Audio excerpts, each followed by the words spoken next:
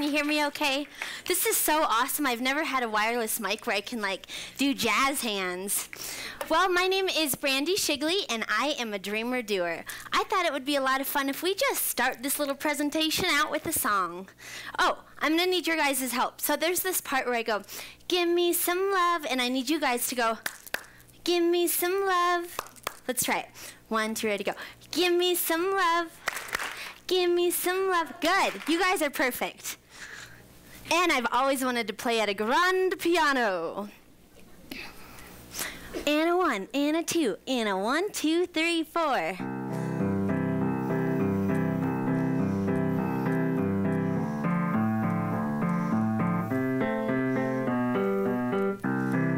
You can clap.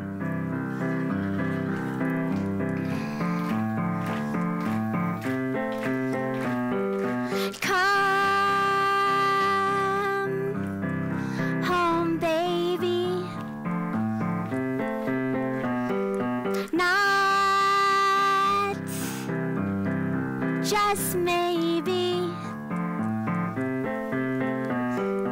Give me some love.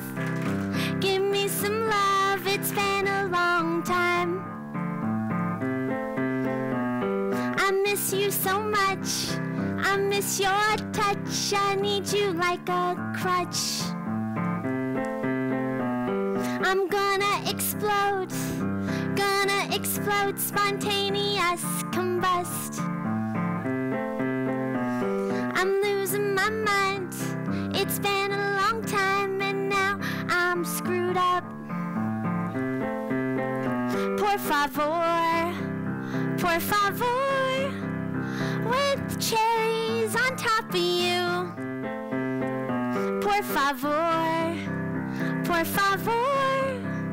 with cherries on top of you. Give me some love. Give me some love, it's been a long time.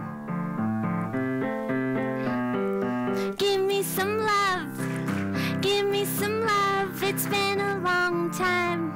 One more time. Give me some love, give me some love, it's been a long time. Good job, everybody. Thank you. That little number was called Give Me Some Love. And now let us start our presentation. I have been an entrepreneur for over 10 years, and I strongly believe that doing what you love and loving what you do in everyday life is the way to live. So let's start my journey at the beginning. Family life. This is my mom, my dad, and me. I was adopted when I was 16 months old, and I was born in the Philippines to a very amazing and loving family. My family has supported me in every little aspect of my life, and one of the things that my family has always done is shown me that there are no boundaries. So I actually never knew when I need to stop. So that was one of the things that I will always remember, was that I just kept on going and kept on going, and still to this day I don't really know when to stop. So when I was 9 years old, we had this little event at school called FRED, and what it stood for was free reading every day. I could read, I could write, I could draw, I could do whatever I wanted, and what I would do was set up my little trapper keeper and make paper purses. I was obsessed with making paper purses. I would make a paper wallet to go into a paper purse, and a paper license to go into my paper wallet to go into my paper purse, and this is my actual original paper purse driver's license. And if you notice, I put sexy female. I don't think I meant to do that, but so anyway, I carry this around, and oftentimes I will take it to a bar or a club just to see what they think about it.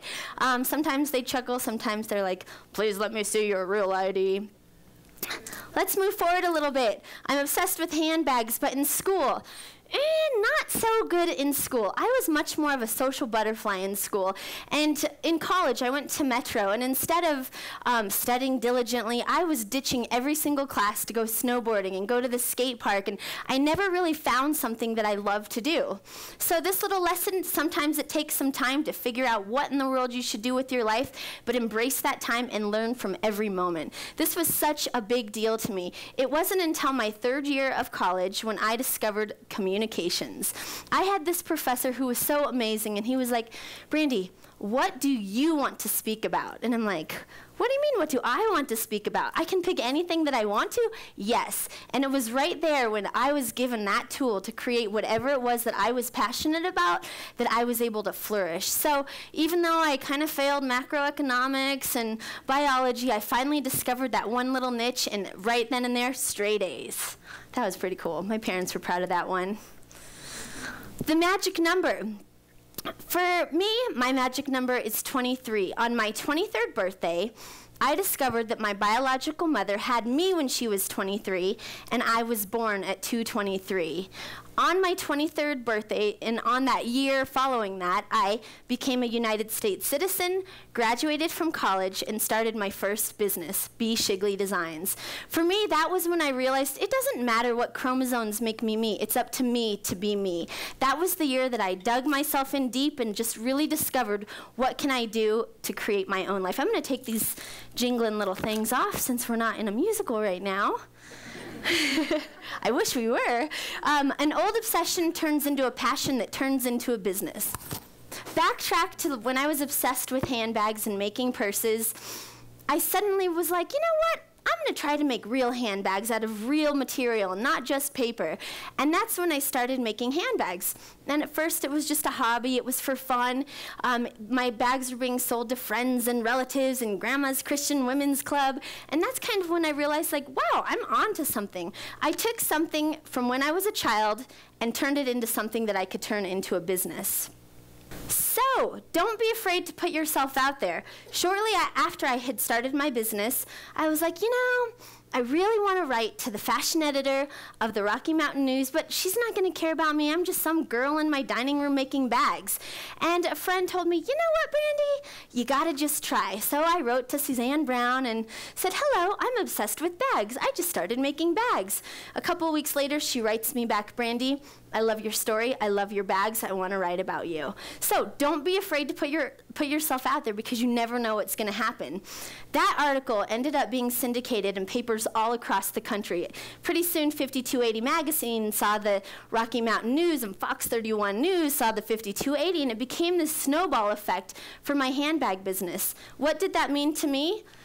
Oh my gosh, I better figure out how in the world to have a business because I was just doing it for fun. And suddenly, I was forced into having this business, but a good kind of force.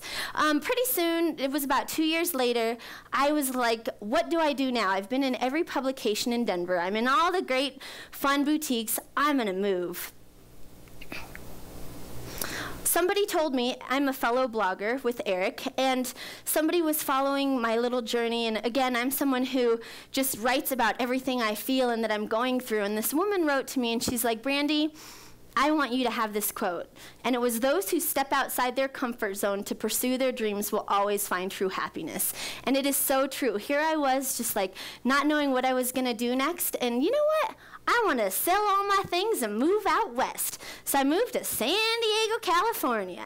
Embrace new adventure and it will bring new knowledge. For me, I was just assuming I'm just going to be a full-time b.shigley designer and it's just going to be great. No.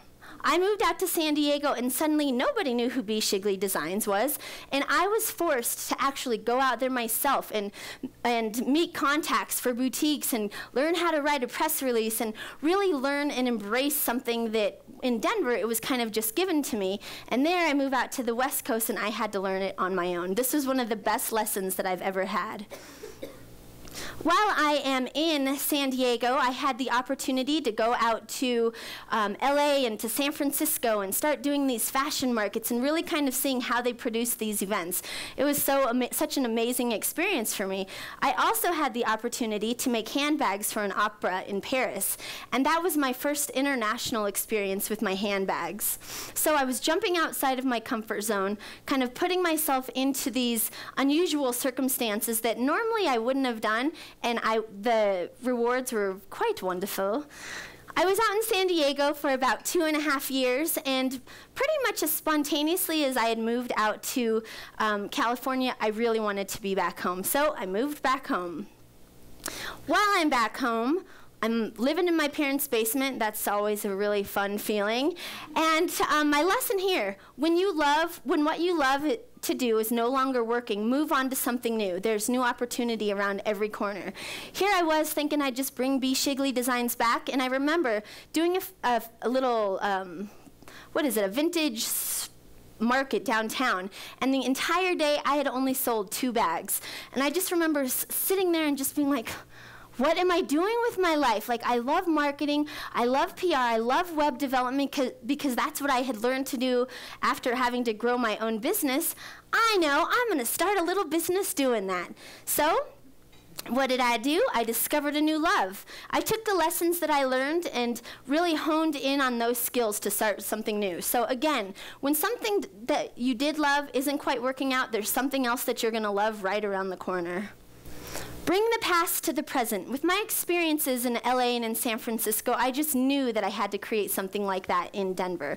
So with some connections that I had the very first Denver fashion market, which was very similar to the LA and San Francisco markets, only it really incorporated all of our wonderful Colorado designers. A new path, embrace change and continue to be you. I was doing these fashion markets, slowly word of mouth was taking over with my web development, and I had a little interview with Westword, thinking they were just kind of talking about fashion, and the day before the article comes out, I was told, Brandi, we have to tell you something. You are actually one of the first winners of our Mastermind Award. And I'm just like, whoa, what? And they said, we have picked 5 people from the state of Colorado that are changing our cultural landscape. And you doing Fashion Denver and B23 Productions helping businesses grow, we feel like you deserve this. And I was just like, dun, dun, dun, dun, awesome. And then they said, oh, and you win $4,000. So suddenly I was able to go from bussing tables and really just struggling to actually really being able to dive into focusing on businesses with the new passion of helping people. The fashion project came up, and I got to help produce an amazing fashion event that I didn't know I could do, but I could do, and I learned a lot from that.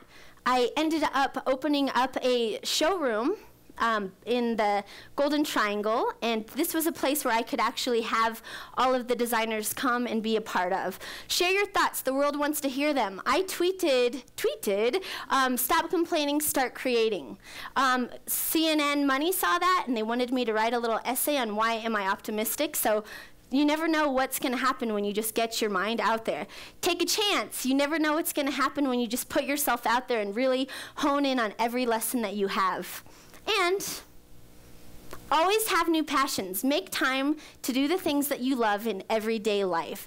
And now I've started a new band, and I really am starting to hone in on singing and being silly on stage now that I'm an adult, and it's one of those things that makes me feel fulfilled. So remember, life is about doing what you love, loving what you do, and it will just make the world a happier place. Thank you.